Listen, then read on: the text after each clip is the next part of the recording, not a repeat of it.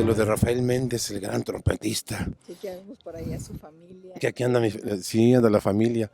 Las fórmulas que este gran maestro utilizaba, que le ayudaron para dominar el doble staccato y los conciertos con ese doble staccato, muy mexicano, que le dio identidad al maestro Rafael Méndez. Y reconocido a nivel mundial. Y reconocido a nivel mundial, claro que sí, ¿no? Pues aquí vamos a encontrar también la manera de que los niños puedan hacer secciones o ensambles, grupos de cámara, como solista, con acompañamiento de piano. Están los temas de resistencia que también añoramos todos los trompetistas. Como dije ya, el doble staccato y algunos links, digamos que son las fórmulas que necesitamos practicar, como son los solos de orquesta y algunas frases que por ahí encontramos en la música popular. Y la respiración, ¿no, maestro? Porque yo veo que usted toca la trompeta y no se nota ningún esfuerzo y es parte de la técnica, ¿no?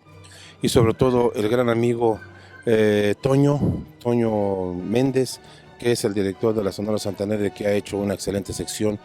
Y para mí es un momento así de mucho orgullo que estas personalidades nos acompañen aquí.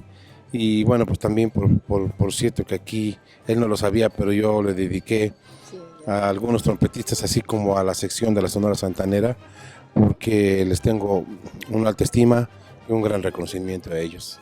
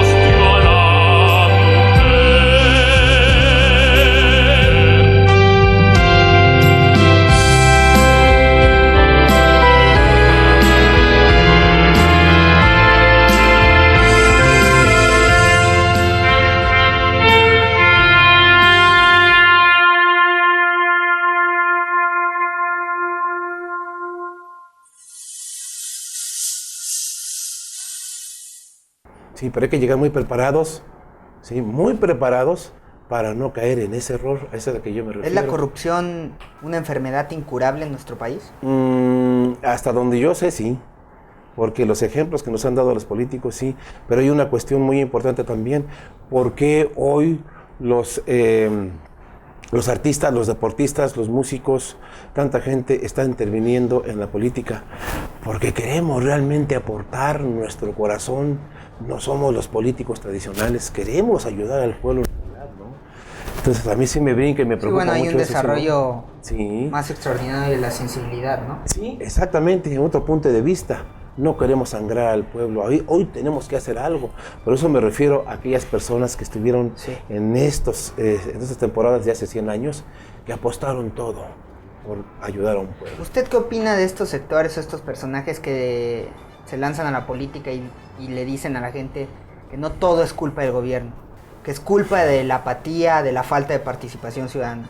¿Usted está de acuerdo con ese argumento? Mire, hay un porcentaje, la verdad, porque en mi experiencia he encontrado un gran número de gente flotando que ya no quiere participar ni de aquí, ni de aquí, ni de acá, ni en ningún lugar. ¿Pero no cree que eso se debe a la opresión que ha hecho el gobierno? Así es. Quitando más del 60% de los recursos que uno genera. Así es, no están repartidas y evitando con estas asociaciones, con los banqueros, para que no puedan ahorrar.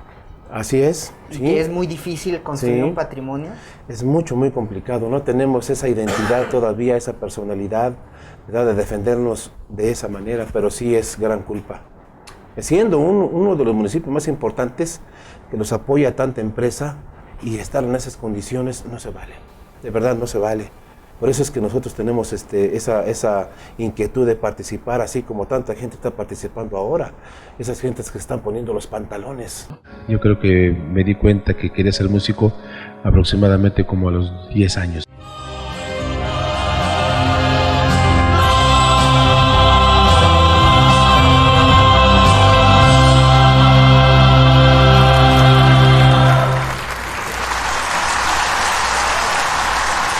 que su trayectoria es maravillosa, es una persona muy, muy respetada. Este musical está hecho, son versiones originales, composiciones originales, pero los elementos que están ahí siempre es la música mexicana. Sabemos que el musical viene de Broadway, ¿verdad? Todos los estilos americanos de baile, en fin, ¿verdad? Hollywood mismo, ¿no? Pero tenemos todos los elementos culturales para hacerlo. Pero México tiene todo, ¿verdad? Como es el corrido, el vals, el guapango, ¿verdad? Toda la Huasteca, todo Michoacán, por ejemplo, Guanajuato mismo, ¿no? Bueno, el musical, esto es lo que también embellece porque es original y porque es nuestra música mexicana, incluyendo el cardenche, que es un estilo musical de Durango casi en peligro de extinción. Y aquí viene una parte de cardenche, justamente eso para que la gente conozca el cardenche y podamos hacer promoción de todo esto y se pueda rescatar y proteger. Me dicen que soy villano,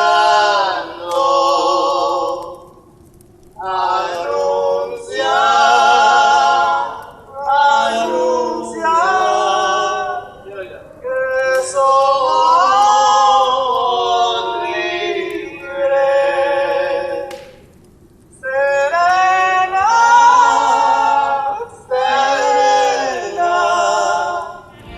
Pero sí, no ha perdido ese punto de sencillez y don de gente que yo creo que es fundamental. Es un elemento muy importante que todo ser humano debemos de guardar. Nuestro trabajo se refleja en nuestro aire, en nuestra música, cuando tocamos un instrumento de aire o de viento, como decimos, ¿no? No se puede ocultar. Todo lo que en nuestro carácter tiene, nuestra alma, se interpreta en eso. Y siempre, como lo comento con todas las oportunidades que Dios me da, hablar de mis maestros, que fueron muy sencillos, que fueron grandes maestros, Felipe León y Clement Sanabria, por ejemplo, que fueron los que estaban ahí en los atreles principales de la Orquesta Sinfónica Nacional y demás fundadores, porque ellos dos grabaron la primera versión, la original de, por ejemplo, del Guapango de Moncayo, de La Noche de los Mayas, toda la obra de Silvestre Revueltas, de Carlos Chávez, de Blas Galindo, los sones de mariachi, como comentaba, y gente muy humilde, muy sencilla, siempre de pueblo, siempre dispuestos a ayudar a la gente, ¿no? Y no solamente eran grandes maestros, sino eran licenciados, eran doctores, eran ingenieros, o sea, gente muy preparada, arreglistas, también directores había ahí. Hace algunos años que conocí a Maurice André, bueno, él ya murió hace un año, y decía que cuando viene la edad, cuando ya viene la vejez, la fuerza se acaba, pero queda lo más importante para un músico, que es lo espiritual. Un músico que no es disciplinado, por muy talentoso que sea, a lo mejor no logra, y eso yo creo que es como los recursos humanos, es algo prioritario. Sí, así es. El tema de la psicología es bien importante. La gente nos ve tocar y no piensa que tenemos muchos problemas aquí, traumas, miedos, cuando no sabemos respirar bien, cuando no sabemos dominar bien el cuerpo, cuando no sabemos tener una buena posición en la boca, que es la que nos da la seguridad al momento de tocar. Entonces se vuelve enfermedad, Connie. De verdad son grandes traumas psicológicos y sobre todo yo creo que hasta un tema para escribir un libro sobre las enfermedades del músico, porque aparte de las sí, ¿verdad? Sí, porque aparte de las callosidades, que el problema de los dientes, el problema de los nervios, el estrés, el miedo al tocar, el no dominar ciertos temas técnicos, nos llevan a encontrar el terrible, el miedo, el estrés que nos paraliza, como dice un maestro en Europa, ¿no? Y que no nos deja tocar. Hay alrededor de todo esto una infinidad de medicinas que muchos usamos cuando no tenemos la técnica exacta. He platicado con algunos doctores sobre la solución a esos problemas, porque algunos doctores me han dicho, vino un músico y no se alivia. Le digo, no se va a aliviar por mucha medicina que usted le dé o antidepresivos, no se va a aliviar, ¿no? Entonces, ese tema de la psicología, aquí que yo uso en el libro, que ya lo he puesto en práctica con muchos trompetistas, ha sido la solución, fíjese, ¿no? Para que ellos puedan dormir bien, para que puedan trabajar bien, porque cuando algo falla aquí en la trompeta es la muerte, ¿no? Considero, no podemos permitir que nuestros niños, nuestras gentes, vivamos con miedo, inseguros totalmente, ¿no? Es importante, nuestro México tiene valores. ¿Tienes alguna pieza predilecta para interpretar? Esa es una muy buena pregunta, Eric. Siempre hay algo que nos atemoriza. Uno de ellos, te voy a hablar primero de los que nos ponen a temblar, ¿no? Okay. La Quinta Sinfonía de Mahler, que empieza la trompeta sola. Me espantaba un poquito los cuadros de una exposición de Mussorgsky, pero es una obra muy bellísima que ya realmente no hay tanto el temor. El homenaje a García Lorca, de Silvestre Revueltas, es un reto. La Sinfonía Alpina de Strauss también, por la potencia y por las notas altas, en fin, ¿no? Son de los grandes retos. Lo que me gustó siempre tocar fue la primera sinfonía de Mahler, El Titán, la segunda sinfonía de Mahler, La Resurrección, estas obras corales, bueno, Carmina Burana de Karol, por ejemplo, también, que es muy hermosa, ¿no? Pero me gustaba mucho siempre escuchar y tocar el concierto para violín y orquesta de Tchaikovsky. Estás Maestro, del siglo XX. ¿cuál ha sido el obstáculo más fuerte, personal, que ha tenido que poder vencer para llegar a donde está? Mantenerme con él. Yo estudiaba en la azotea del edificio desde las 5 de la mañana hasta las 8 de la noche. Finalmente, cuando ya logro, yo creo que el puesto más importante de México, que era la Sinfónica Nacional, la primera trompeta, después fue mantenerme. Es la carrera más larga que existe. Sí, es de toda la vida, y mantenerse es el reto más grande. Pues yo le agradezco a mi padre porque me agarró a muy temprana edad, a pesar de que en el 72, el año en que yo me fui a estudiar a México, pues aparté un poquito este trabajo de la dirección que hice yo de niño con mi papá. Ahí nació el gusto por la dirección. Y te comento que a pesar, porque después en el 76, cuando yo entro ya a la Orquesta Sinfónica Nacional, dejé toda la cuestión de la dirección, me dediqué a conocer todo el repertorio clásico de los grandes maestros, desde los mexicanos como son Silvestre Revueltas, Carlos Chávez, lo que es Moncayo, Blas Galindo, hasta Tchaikovsky, Beethoven, Brahms, Mahler, todos los grandes sinfonistas. Entré en un mundo muy interesante del repertorio clásico y también un poco de el repertorio como trompetista solista. De ahí hasta el 90, fecha en que llega Juan Gabriel a Bellas Artes, me tocó grabar este concierto con este gran maestro, Juan Gabriel.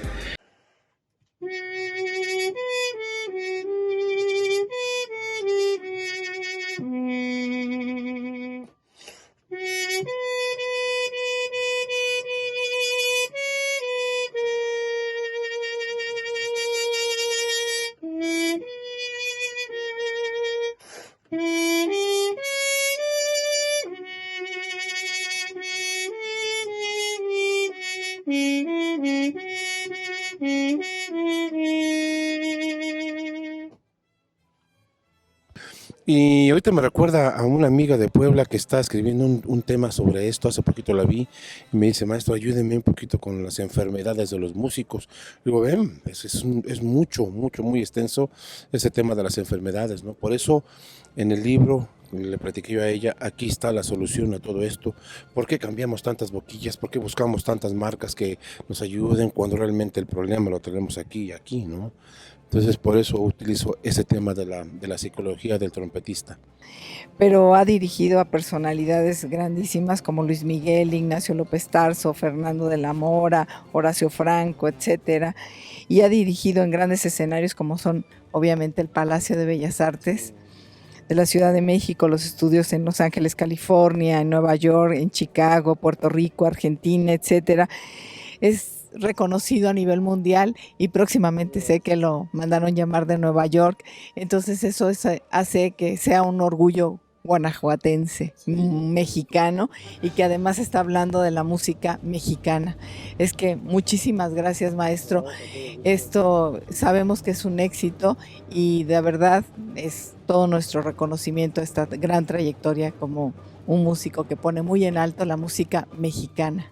Muchas gracias, Connie. Sí, yo dejé una temporada sin tocar la trompeta porque me fascina mucho el tema de la dirección.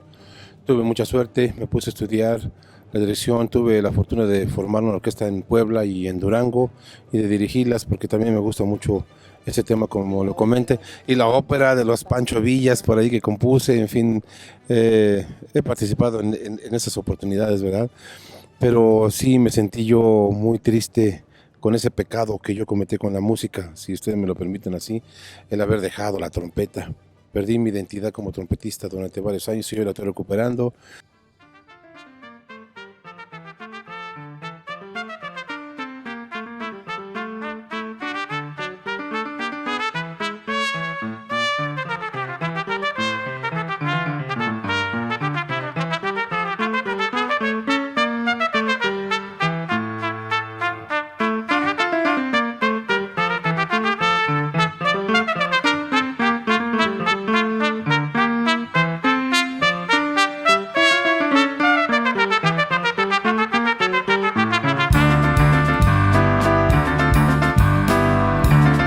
Hay que trabajar aquí en nuestro México, desde nuestro municipio, hay que valorar, hay que proteger a los niños, a los jóvenes que son las nuevas generaciones, hay que apoyarlos con mucha educación para que esto pronto tenga una conciencia, un buen nivel de conciencia. Aunque usted sabe, Ajá. Muchos ciudadanos se afilian a un partido político, quieren contender por el partido político, y las personas luego vienen con este discurso de yo voy a votar por la persona, no por el partido político. Ajá. Pero Sí. es cierto que uno está votando más allá de la persona por una estructura corrupta, Sí, donde hay sí. funcionarios, donde hay una cúpula Sí. muy estrecha, muy definida allá arriba, que maneja todo el dinero y que se está sirviendo de la ingenuidad Eso. de este tipo de pensamiento. Eso es muy cierto. Como la mafia en el Partido Verde Ecologista, como la mafia en el Partido de la Revolución Democrática, y así en todos los partidos. Eso es muy cierto. Yo desde entonces lo manifesté, pero además se apoyan y abusan de la nobleza del pueblo, porque van y con una despensa, con 500 pesos comprando un voto. Con dádivas, con medidas dádivas, populistas. Sí, y mi política y mi campaña se ha basado justamente en eso, en avisar a la gente que no vendan el destino de su familia por 500 pesos, que no vendan por una simple despensa. ¿Y usted porque cree eso que no- le va a alcanzar esa estrategia Para para nada, ganar? para nada. Si los otros partidos Sí. están No. metiendo medidas para coaccionar el voto y violan la Sí, ley y a violan diestra la ley, y siniestra, sí. y no Sí, les interesa y las no les interesa. sanciones porque hay un cálculo beneficio para ganar. Sí, aquí hay que hablar con las gentes que no acepten esas despensas, que no acepten esos 500 pesos, que hagan uso de su propio razonamiento, que no se dejen vencer, que no se dejen manejar. ¿Pero usted cree que estamos en un momento donde sí ha despertado la conciencia, donde se va a reafirmar la dignidad de los ciudadanos? No al 100%. ¿Y no van a permitir eso? Sí, no al 100%, lo soy franco, porque hay mucha gente que no sabe, ayúdeme, ¿con quién voto? Y siempre dicen así, ¿no? Y ese es su corazón, su buen corazón, porque ellos no lo hacen con maldad, ¿no? Pero los llevan y los engañan. Por eso a todas las personas usen su razonamiento, apóyense con una buena persona que los guíe, ¿no? No vendan el destino de sus familias por esos 500 pesos, porque no se vale. Sus hijos vienen creciendo y sus hijos necesitan de ese buen apoyo y el ejemplo que les van a dar sus padres. Hagan uso de razón, de verdad. Yo no lo estoy haciendo, ni siquiera estoy invirtiendo los miles de pesos en esos papeles que se van a ir a la basura, en esa propaganda que se va a ir a la basura. Sí. No, estamos hablando con las gentes realmente, invitándolos de manera honesta, aunque esa palabra de honestidad en la política ya no se les creen. Ya nadie se los cree, porque todo el mundo dice, yo soy honesto. Todo el mundo dice, yo soy el que digo la verdad. No, por eso yo siempre digo, yo no soy el político tradicional. Yo quiero aportar a mi pueblo mi experiencia y quiero ayudar realmente a mi pueblo, porque siempre se le ama y se le quiere al pueblo. De donde seamos, siempre queremos a nuestro pueblo. Se nos está acabando el tiempo, no sé con qué quisiera cerrar esta conversación. Mire, antes que nada les agradezco mucho el valor que usted tiene, la Gracias. valentía que existen en esas preguntas, porque tienen mucho valor, tienen mucha fuerza, y hay que dar la cara a los problemas. Los candidatos no se pueden esconder en las promesas falsas cuando ya se están dividiendo los dineros. Ahí los dineros, ellos van a encontrar dinero. Eso es todo lo que van a encontrar. Yo voy a encontrar la historia de mi pueblo, voy a encontrar la historia de mis gentes, voy a encontrar un dinero que va a ser repartido justamente para ustedes, porque a ustedes les corresponde. Yo voy a encontrar la dignidad del pueblo, voy a encontrar la verdadera imagen y las raíces de mi pueblo. Voy a reestructurar lo más que pueda, hasta donde yo pueda, voy a ayudar a la gente hasta donde pueda, porque eso a ustedes les pertenece. Ellos lo único que van a encontrar es dinero, No se vale, no se vale. Hay que apostar a la dignidad, a los verdaderos valores, para que puedan realmente desplazarse y lleguen a ellos. Esa es mi propuesta.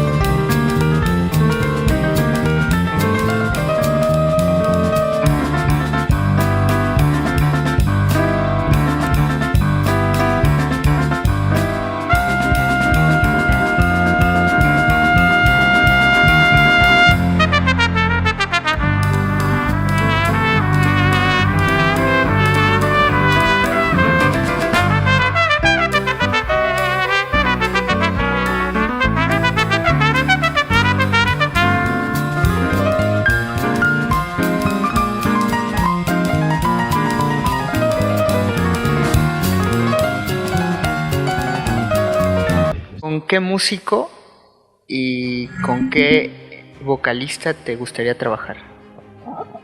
Bueno, Andrea Bocelli, Plácido Domingo. Esas también son muy buenas preguntas porque, por ejemplo, cuando yo llegué a México, mi pasión y mi sueño siempre fue tocar con Pérez Prado y nunca se me hizo. ¿Con qué músico? Actualmente, bueno, no sé si puedo respondértelo así. En el momento en que pude conocerlo, gracias a Dios lo conocí y pude tomar clases con él y tocar un poquito con él. El trompetista más grande de todos los tiempos. Hasta la fecha no hay nadie que pueda superarlo. Rafael Méndez, de Jiquilpan, Michoacán. Conocido en todo el mundo y apenas estos años empieza a conocerse más aquí en... ¿Qué fue tu maestro? Él fue mi maestro, sí. Rafael Méndez, ¿no? Y sí me gustaría tocar con Wynton Marsalis, el gran jazzista. Ok.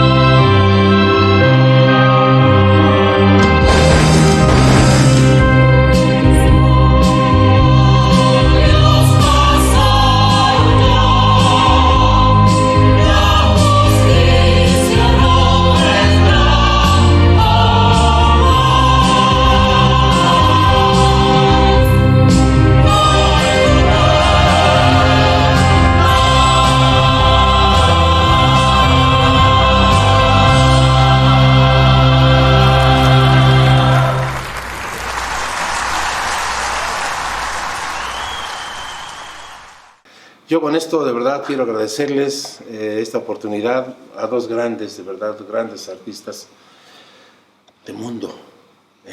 Alberto Vázquez y el maestro Maximiliano Pérez Aquino. Oh tierra del sol, suspiro.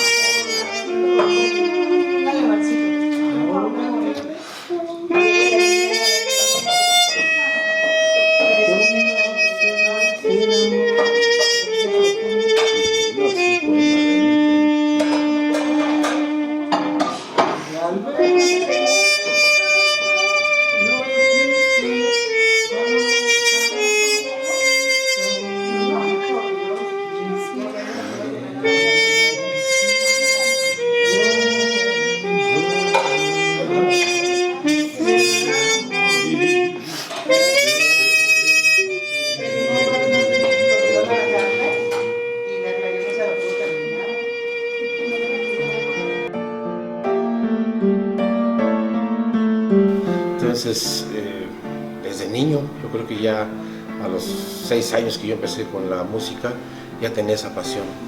Yo terminé la primaria y la secundaria, que era lo único que había también aquí en Villarán, y no pensé en otra cosa más que irme a México a estudiar el Conservatorio Nacional de Música.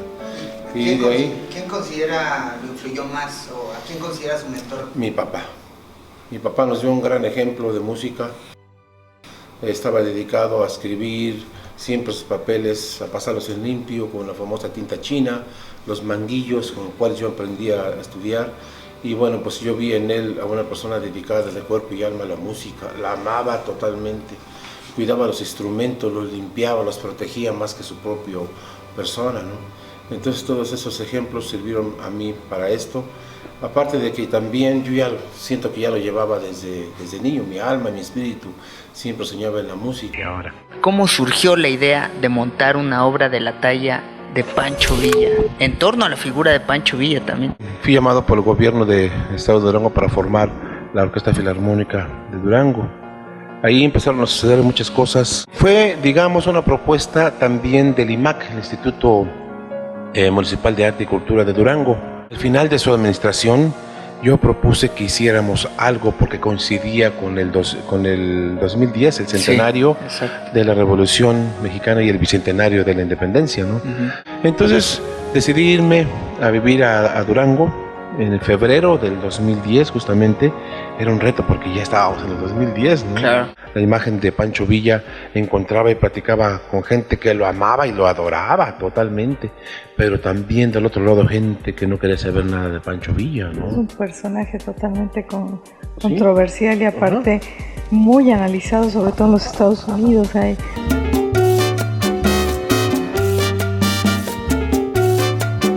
Pancho Villa, que tenía muchas mujeres, Pancho Villa, que era duro y que la asesinaba en el estante. Llegó un momento en que yo descubrí en su vida privada que él lloraba, porque a muy temprana edad él tuvo que disparar una pistola a un hacendado para defender a Martina, su hermana, quien iba a ser abusada por el hacendado. solo 14 años. Sí, ¿no? 14 años. Y luego la mamá desesperada por salvarla. Entonces él tenía un coraje a muy temprana edad. Saber, por ejemplo, que desde el 1923, fecha en que él fue asesinado, hasta los 50, pues estuvo enterrado su nombre. Él no figuraba como nada. Y fueron los estudiantes los que sacaron a la luz realmente la figura de Pancho Villa ya como revolucionario, ya como héroe.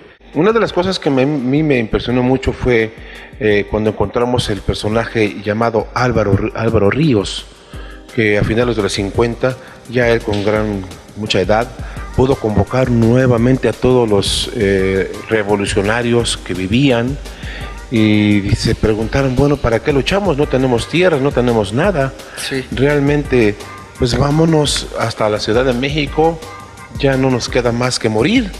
Y se vinieron en una caravana desde el norte, de Durango. Ya muy ancianos. Ya muy ancianos. Y venían de verdad así sufriendo, muertos y sangrando. Y afortunadamente en la ciudad de Zacatecas los detuvieron, ¿verdad? Y eso fue lo que sirvió para que les hayan dado las tierras. Álvaro Ríos, yo no sabía nada de este personaje que después pues murió. Dijo, voy por la niñez y quiero que todos aprendan a leer y escribir y hacer una escuela. Exactamente. Era un hombre muy sensible ante las desgracias del pueblo, ante las necesidades que tenía el pueblo, y trabajó Y fundamentalmente comprometido. Y comprometido sobre Comprometido. todo. Y soñaba con un México culto. Paradójicamente no muere en batalla, muere en el retiro. El mismo perfume, el olor, el ambiente, vuelve uno a sentir eso, a pesar de que nunca estuve yo, por ejemplo, con Pancho Villa ni con los revolucionarios, pero ese ambiente se siente y se palpa y se...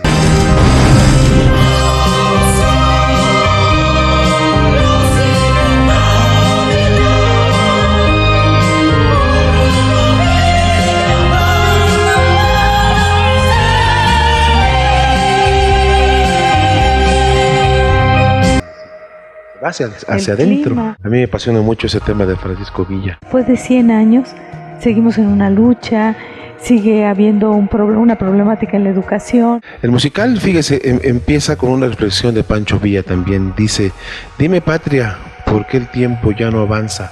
Estos 100 años han sido en vano, no bastan las luchas de ayer, nada cambian. La libertad es dádiva que no se alcanza. Esta investigación de campo y pláticas con los historiadores, ¿cuáles fueron los hallazgos que más te impactaron en torno a la figura de Pancho Villa? Cada momento que recorríamos por la carretera eran pláticas de Martín, de General Fierro, de cada personaje así, que bueno, era vivirlo en ese instante. ¿Cuál es el punto de con todos los historiadores, todo lo que vivieron, que fundamental que hizo de él un líder? O sea, ¿por qué la gente decía, dejo todo y lo sigo? Yo creo que la gente ya viene predestinada, nace con ese don, ¿verdad? Solamente hacen falta los elementos estos, los incidentes o los accidentes para que detonen, exactamente, ¿no? Era un jovencito bueno, pero justamente cuando ven que Martina a los 14 años es una mujer muy desarrollada, no había nadie más que salvarlo. Y él agarró la pistola y disparó realmente, ¿no? Nunca comprendía las injusticias, cómo veía a toda la gente en el campo, que eran los 100 años después de la independencia, en donde todos los campos estaban llenos de sangre y se quedaron llenos de sangre, y después de 100 años no pasó nada, estaban igual. Entonces dijo él, hace falta una revolución. Y después se juntó con una banda de ladrones. Sí, exactamente, de ladrones, robavacas, que ahí estaba el auténtico Francisco Villa. Ajá. Ahí y estaba cuando él auténtico, muere, él asume el nombre. con su inteligencia, pero había aprendido todas las estrategias, había aprendido a robar y a todo, defender. El estudiar y ver las fotografías de Francisco Villa, si usted lo ve, tiene una mirada muy triste, muy amorosa, pero que al mismo tiempo, como decía al principio de este programa, se veía el mismo coraje, todo encontrado, realmente, ¿no? Yo creo que en él funcionó esa gran inteligencia, el estratega, la persona indomable, irreverente, vamos a decirlo así, ¿no? Y a nadie se le cuadraba. Digo, nada puede ocultarse en tu mirada, todo será expresado y será visto tu corazón. La extensión de ese mismo corazón que son tus manos, eso no lo puedes ocultar aun cuando digas otra cosa. Y bueno, por ahí va la canción. Por cierto, en Durango acaban de inaugurar un super museo de Francisco Villa, y justamente en las instalaciones donde estaba el Palacio de Gobierno, es el Palacio de Gobierno donde atendía al gobernador, ¿no? Los historiadores no saben cómo era su timbre, cómo hablaba, casi no abría mucho su boca, siempre le daba un poco de pena porque tenía los dientes muy amarillos, porque le dolía mucho su pueblo. Él quería ver un pueblo libre. De ahí la confrontación de sentimientos, Ahí está, donde sí. tuvo que usar la maldad Ajá. para rescatar el bien. La gente lo que necesitamos ver, ¿verdad?, en la actualidad es a un líder con decisión, con convicción, ¿verdad? Un presidente municipal, un gobernador, un presidente de la República tiene que tener esa convicción de lo que va a hacer, a dónde va a llevar a su pueblo, cuáles son sus planes, cuál es esto y cuál es lo otro, y eso es lo que Francisco Villa siempre el compromiso, el saber que sí estás haciendo algo por mí, entonces te sigo y entonces corroboro que lo que me has dicho es verdad, es congruente. Piojos y liendres, que ahí les va el peine. Pero entraba con una cara, pero así de demonio, con la decisión, y nada lo detenía, ¿no? Antes que nada, agradecerles, Eric, Pony, muchísimas gracias. Y que todos estos programas los hacemos realmente para que siempre dejen una huella, siempre dejen una semilla, una inquietud, y en este caso pues una gran invitación a conocer su trabajo. Gracias, Connie, va a ser un honor. Un honor fue tenerlo aquí, maestro Juan Manuel Arpero.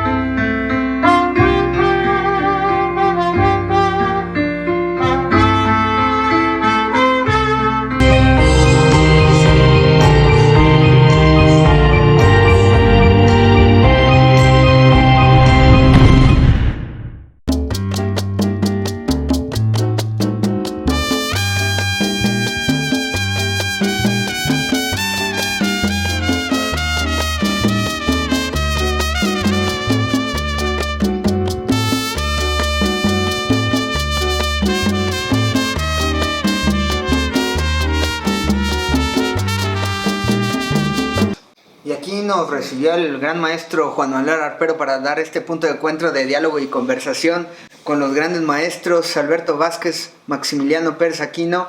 Maestro, ¿cómo se dio este punto de encuentro? Si nos pudiera platicar un poco.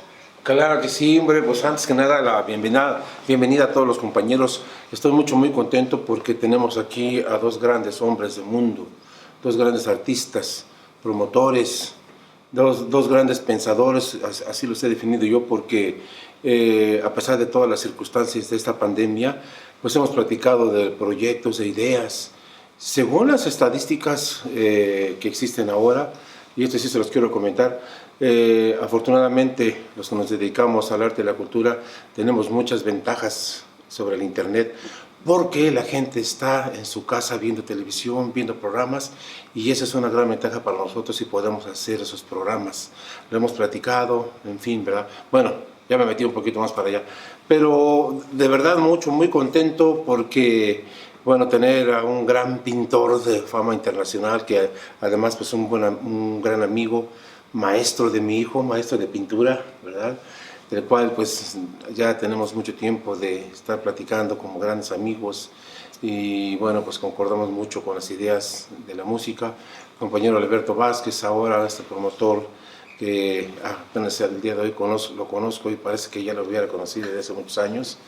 Hablamos de la música, de las comidas, de los artistas oaxaqueños, de ese gran estado que a mí me fascina mucho, porque desde los 80s empezamos a hacer alguna promoción. Me tocó hacer esa promoción que hacía el Instituto Nacional de Bellas Artes para ayudar a todos los músicos oaxaqueños, que es un gran semillero de músicos allá, ¿no?